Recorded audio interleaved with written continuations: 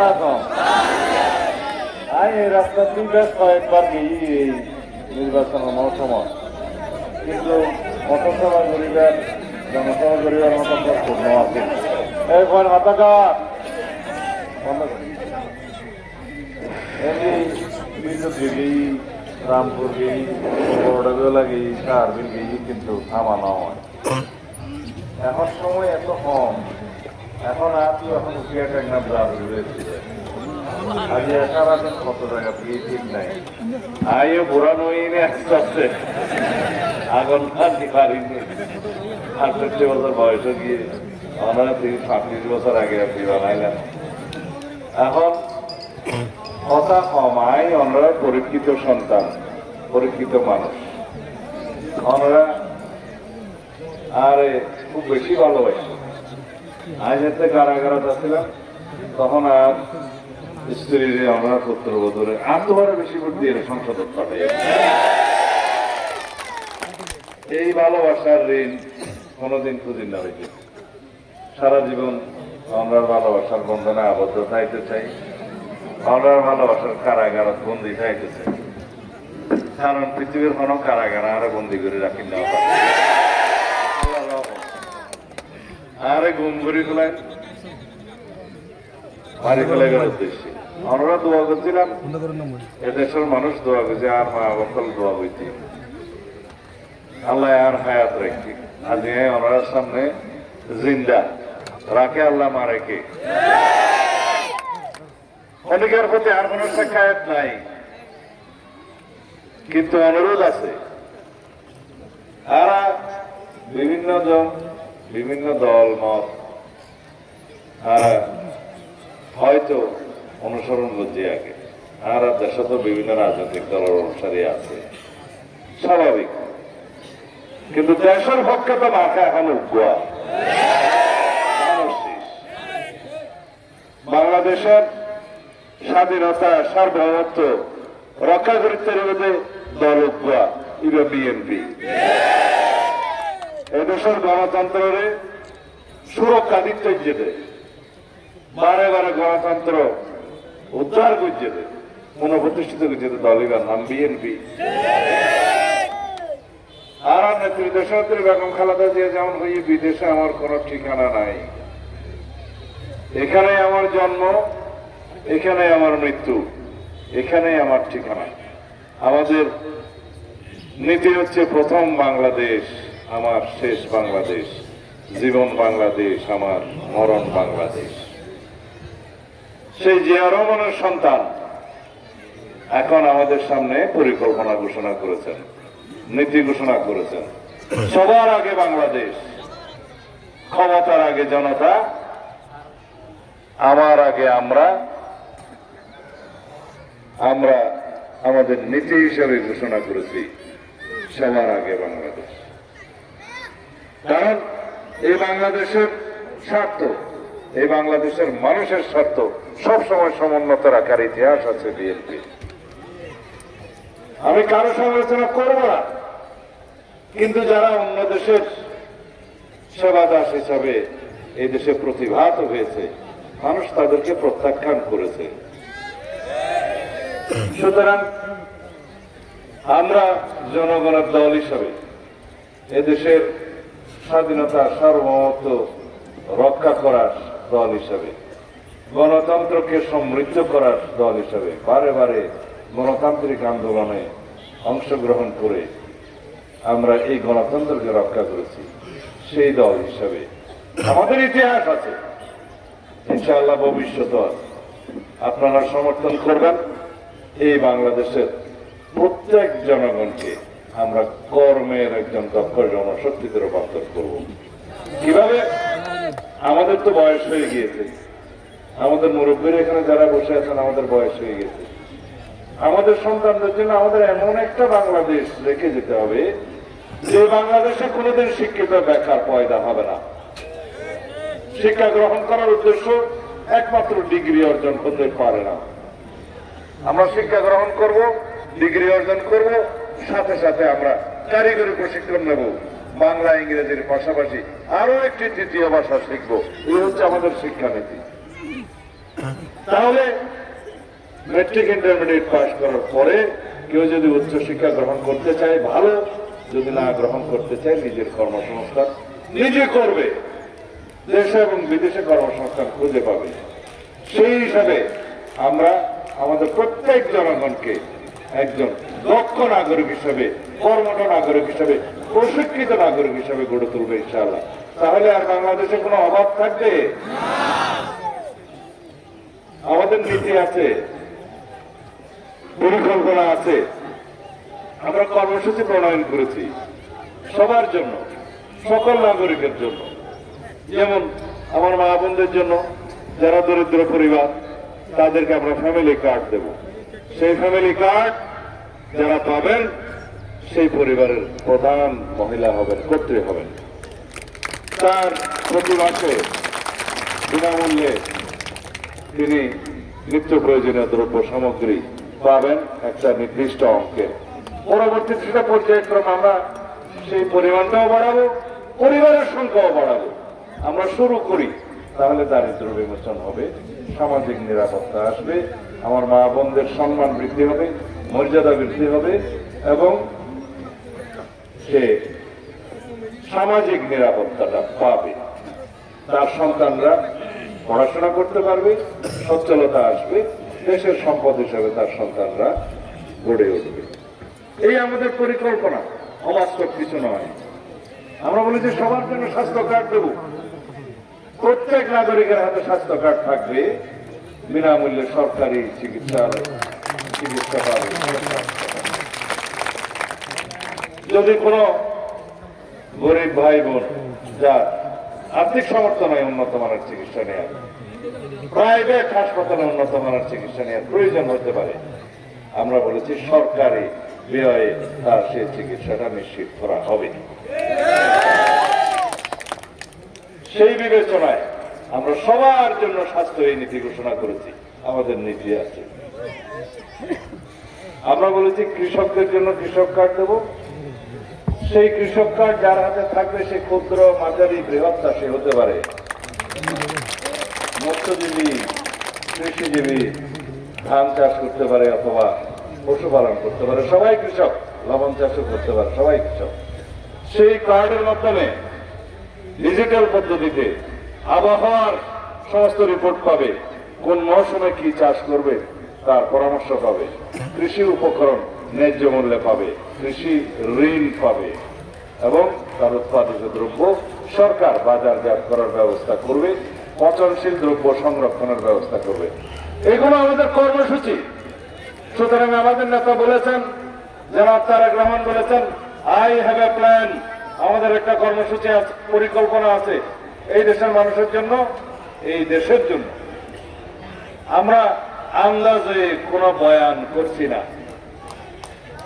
এইভাবে সমস্ত ক্ষেত্রে, প্রযুক্তিতে, আর্টিফিশিয়াল ইন্টেলিজেন্সে, কর্মসংস্থানের ক্ষেত্রে, খেলাধুলায়, সংস্কৃতিতে, সর্বত্র আমরা আমাদের পরিকল্পনা ঘোষণা করেছি।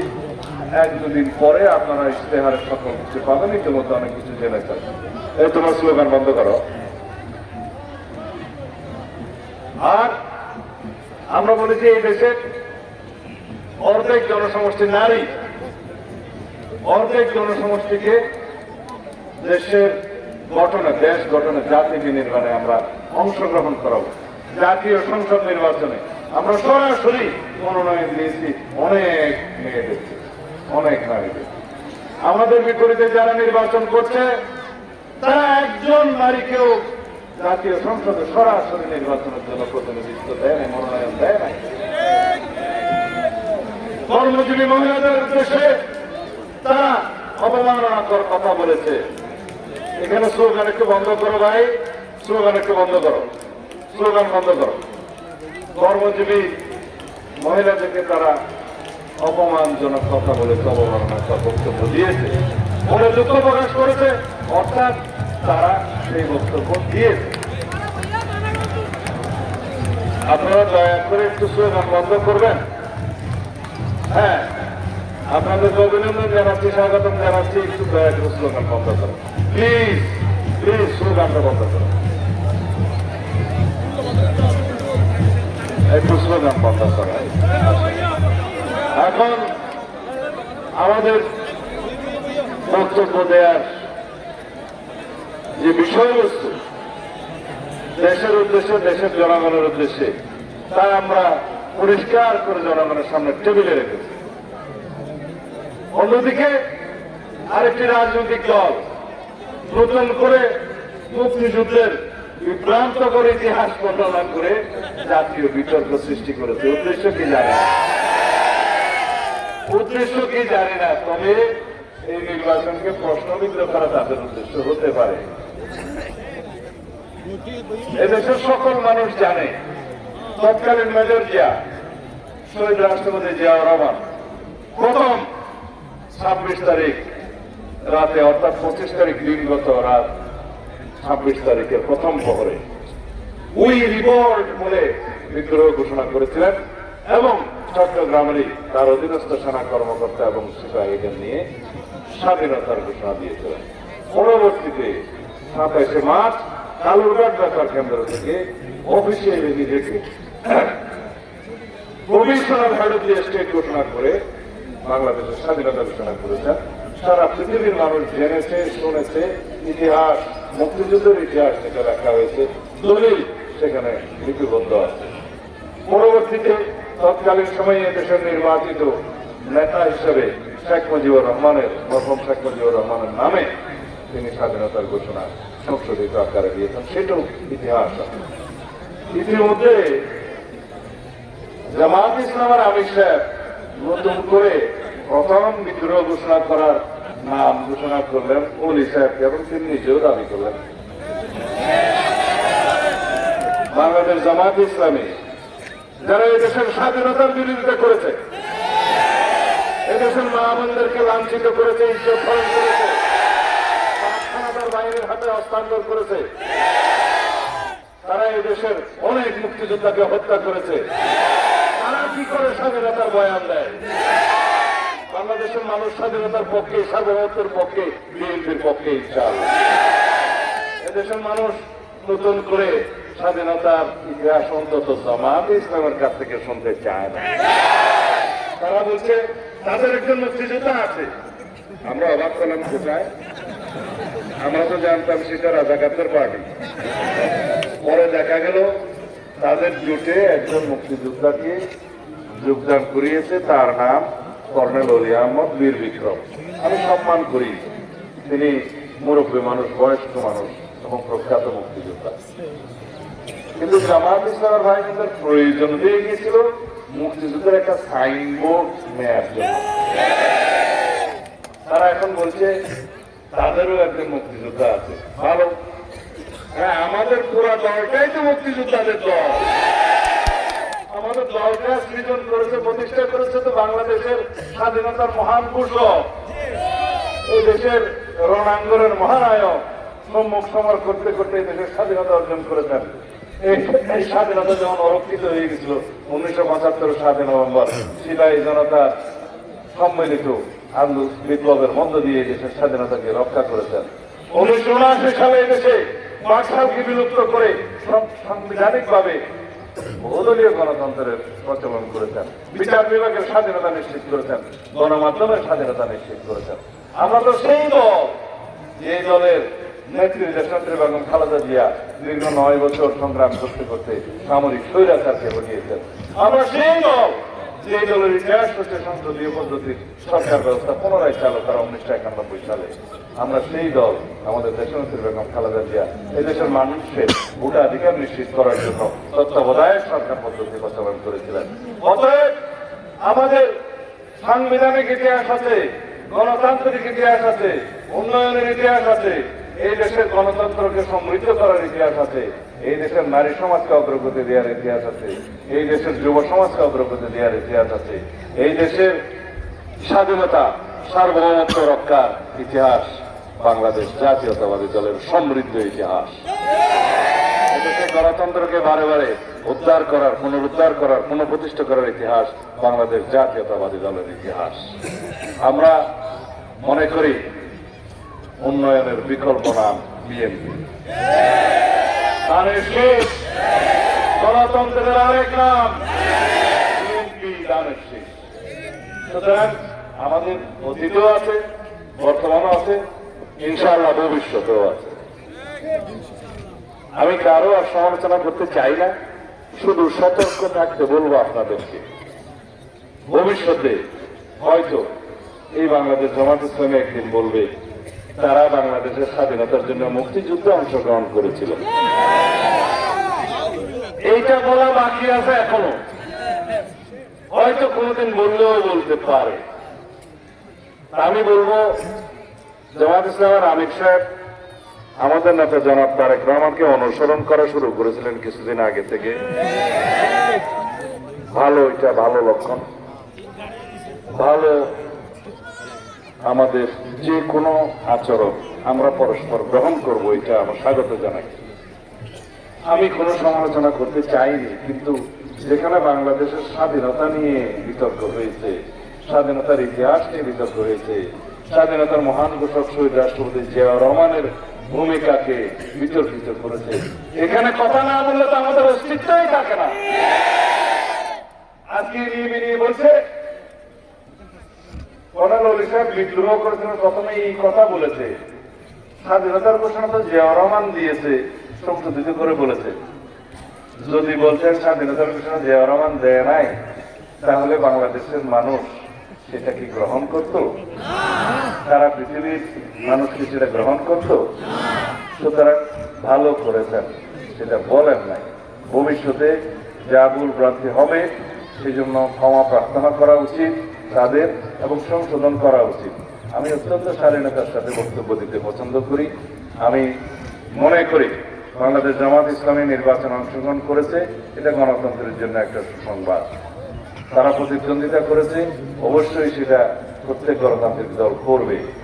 যখন আওয়ামী লীগ জামাত ইসলামের রাজনীতি নিষিদ্ধ ঘোষণা করেছিল, বিএনপি প্রথম তার প্রতিবাদ জানিয়েছে এবং লিখিতভাবে জানিয়েছে নির্বাহী আদেশে কোনো গণতান্ত্রিক রাজনৈতিক দল নিষিদ্ধ করা যাবে না।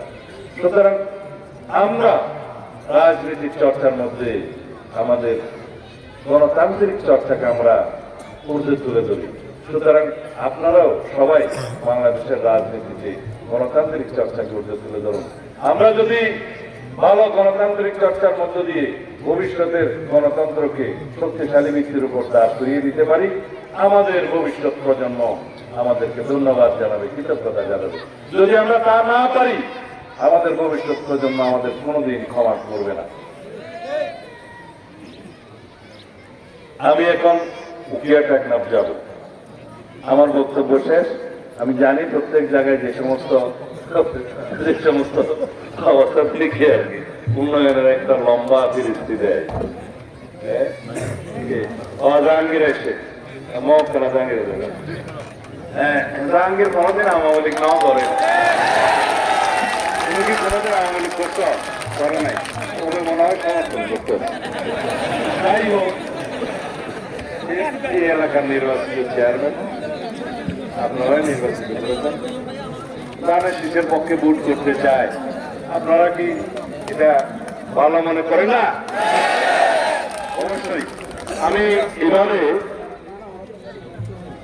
আমার ভাই বন্ধু যারা বিভিন্ন দল করতেন আগে, তাদের সবার প্রতি অনুরোধ জানাবো, যে যে দলেরই সমর্থক হন না কেন, এই এলাকার উন্নয়নের স্বার্থে, বাংলাদেশের অগ্রগতি এবং সমৃদ্ধির স্বার্থে, দেশের নিরাপত্তার স্বার্থে এবং বাংলাদেশের শক্তিশালী গণতন্ত্র প্রতিষ্ঠার স্বার্থে এইবার ধানের শীষে একটা ভোট দিবেন।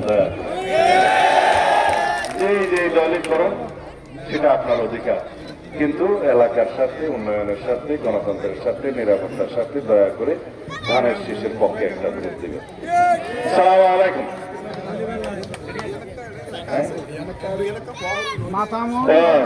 আমাদের টাইম নেই,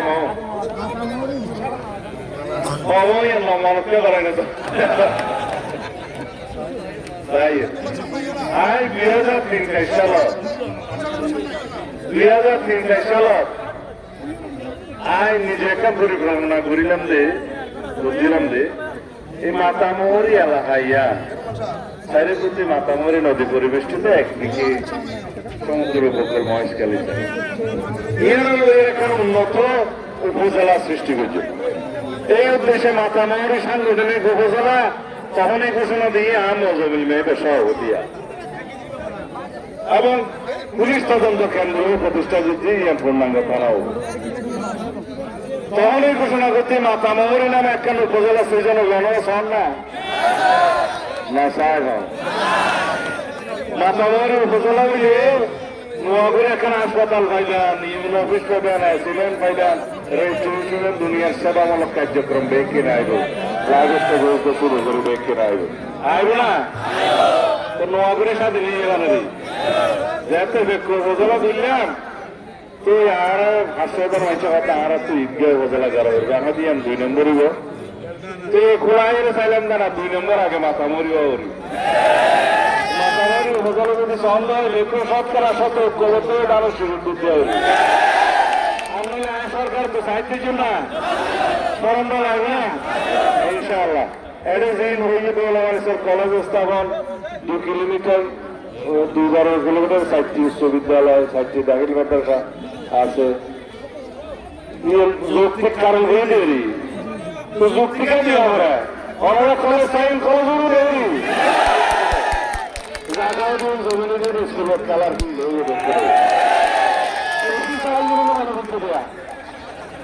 মনে করতে বেশি চাই ওরা যদি চালাইতে পারেন অভিভাবক হলো ভালো শিক্ষক রাখতে পারেন এখন ভালো কলেজ হইবার সম্ভাবনা মাতামহরী এলাকাতে আছে।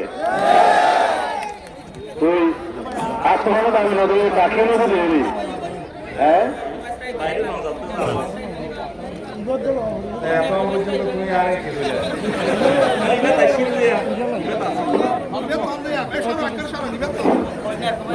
এতক্ষণ তো কথা বলি মাতামহরী উপজেলা ওকে আমরা চান না ইচ্ছারা হতে এখন বলে আলোচনা নেওয়া যায় আর তো তা ন হয় তেমন রেখে গেলাম ইনশাআল্লাহ মাতামহরী উপজেলা হইব শতকরা 100 বুদ্ধি হইব জানার পিছত তৈরি আর কিছু মালা করি কেন্দ্র তারপরে বৃহত্তর বেওলা কলেজের স্থাপন মাতামহরী এলাকার মধ্যে কি নামে কলেজ হইবে মুরব্বী হলে আলোচনা করি জড়া দেব একই নাম তোমারা দিলে নাম বলা নাই এত বলা বিএম কলেজ করছে এটাকে আর নাম দিই নেবা নাম মানুষের বিলতা উড়িব দেওয়ালের লেখে নয় আর দেখুন তো বেগম খালেদা জিয়া দেখুন মানুষের বিলত আছে আর না তো রাষ্ট্রপতি জিয়া রহমান বাংলাদেশের মানুষের বিলতা আইব হয়তো পাথরে লেখো নাম সেই নাম হয়ে যাবে যে নাম হৃদয়ে লেখো নাম সেই নাম রয়ে যাবে ঠিক আছে না মাতামহরী কলেজ মানে বিরলা মানিক করলো ইয়ে কেন্দ্র করি বৃহত্তর কলেজও হইব ইনশাআল্লাহ মাতামহরী উপজেলা হইব আমার হাতারে গুণা গিয়ে না আর কোনো দাঁড়িয়ে আছে না মাতামহরী বেরিবাস্তা যা যা দাঁড়িয়ে আছে দেখিন ফাঁস ইনশাআল্লাহ আপনি